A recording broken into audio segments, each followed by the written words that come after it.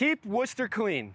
That's the program that the city of Worcester recently revamped and expanded, all while doing a all-hands-on-deck cleanup blitz during the month of August. My name's Tom Matthews, and on this episode of The Buzz, I'll be talking to the city manager to find out what Keep Worcester Clean is all about.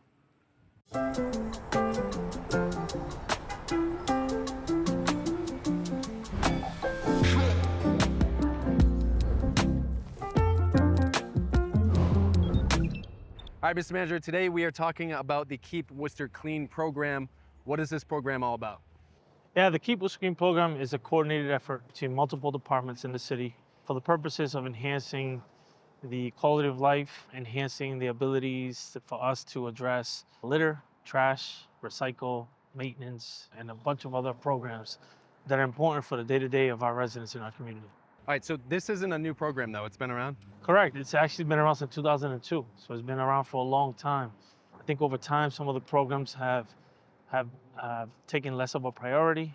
Some of the programs went away, some of the efforts were shifted, so we wanted to reshift that, rejuvenate it, bring it all together under one umbrella so that they could be hyper-focused on the work that we need to do throughout the city. All right, so what are some examples of the work that the Keep Worcester Clean program does? Some of the examples of the Keep Worcester Clean program include the recycling program, our trash removal program on a day-to-day fall leaf collection. There's the Help See, the textile program that we offer, Quality of Life team as part of the Keep Worcester Clean, any community efforts to clean up the neighborhoods and pick up litter, residential drop-off center, bulk items, all of that is part of the Keep Worcester Clean program. So we're trying to make sure that we pile all that information, all the efforts, and have a one centralized location for that. So I think one question that I've seen people talking about is why now? Why did you want to rejuvenate this program now? You announced an all hands on deck cleanup blitz in the month of August. You waived fees for bulk item drop off. Why in August and why did you want to do this now? There was a combination of things that happened in conversation with City Council, at the council meetings, but also at one-on-ones, through neighborhood meetings, going to neighborhood meetings, hearing from the Quality of Life teams, from the DW team, from our departments, and just my overall experience of driving through the city. I live in the city, I go about the city, and so you get to see the areas that need some attention. In the month of August, getting back to school, getting back to the fall season, how do we make sure that we all come together, full on a full blitz, and really address a lot of the overgrowth and the litter that was happening throughout the city. We had some very hot summers that impacted the weeds and overgrowth, and so we wanted to address that as quickly as possible. All right, so how successful was the blitz in August? I think it was very successful. We addressed key areas in the city. We didn't just focus on the main arterials.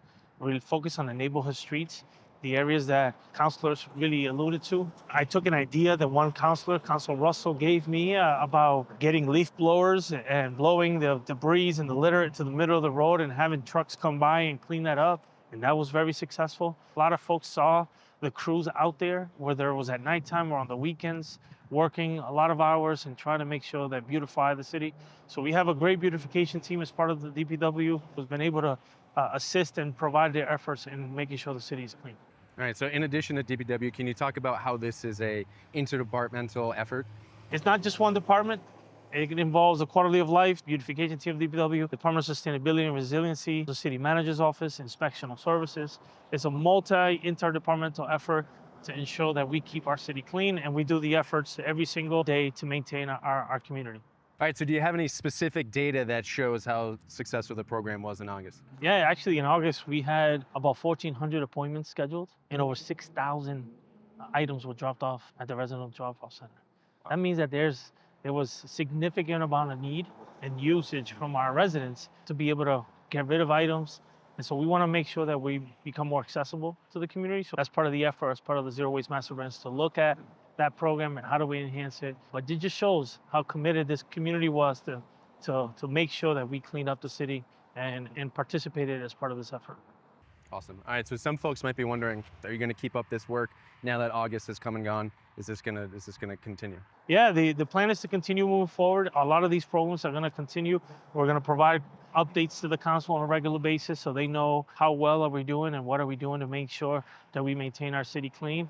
As part of the Zero Waste Master Plan, there's some policy work and some potential areas that we could relook at our business practice and business processes to improve that, including the residential drop-off center. So more to come as part of that plan develops, but we're going to be consistent in working throughout the year and throughout the seasons to ensure the city is clean. Coming soon in the fall, we're going to do leaf collection. And so that's extremely important. It's another way to maintain the cleanliness of our neighborhoods and keep the neighborhoods beautified. All right, fantastic. Is there anything else folks should know about the Keep Worcester Clean program? Yeah, one of the things that we try to do as part of the Keep Worcester Clean, and it's been an effort as part of my administration, is centralizing and providing as much communication as possible. So we're going to have a central location where people can go to and get all the information on the website, where all of this is happening, where every program, every activity is available there. So people have a central place to go to and know where to call for services, or even if they have questions or submit complaints. And that's why it was so important to create the 311 to provide those complaints and provide feedback for us so we can do a better job in serving the community. Someone watching, they might be interested in hosting a community cleanup, and they can just, how do they go about that? They could just go to the website and... Yeah, they can go to the website, they can reach out to the Quality of Life team. We have the collective program where we issue a green trash bag, and they can place that as part of the weekly pickup. And that's just a collaboration with community partners and folks in the community where they can do their own cleanup in the neighborhood and then be able to submit that green trash bag as part of the weekly collection. It's not just the city's responsibility, but it's a collective responsibility between all of us residents in our community to maintain the sustainability of our city through picking up trash, litter, and any overgrowth that we see, and we take pride in that. I think that's something that we're seeing significant amount of community partners get involved in that effort as well. Awesome. All right, well, that does it for this episode of The Buzz. Thank you, Mr. Manager. Thank you for tuning in. As always, head on over to worcesterma.gov to find out everything that's happening in the city, and give us a follow on social media.